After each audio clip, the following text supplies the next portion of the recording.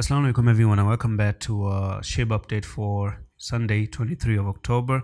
We're looking at SHIB trading at 993 right now, so we're still looking to go down to 864. So previously when I talked about SHIB, I told you that SHIB is down here and you've already made a sideways movement like this. So all you did is you went to the downside, made the sideways movement, breakdown, you're coming back for the retest potentially, and this is where you're looking to make that dojis again. And probably today you could actually start to move down, lower. So by the end of the month you might come down to 864, and if you do that one, so let's look at what the monthly really shows.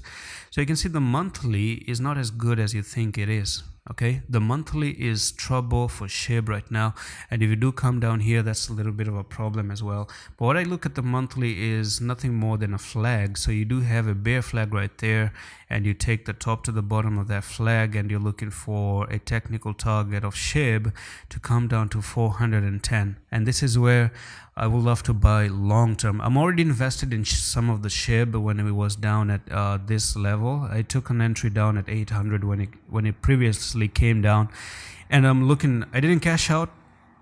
I'm actually holding long term at the moment. So all I need to say is, come down here, and probably I would love to buy a little bit of SHIB down at this point, if it ever happens, something like that ever happens. But one issue is that you're going to be losing a little bit of support right over there, but this could be capitulation and then try to move back up very, very quickly. So let's see what happens.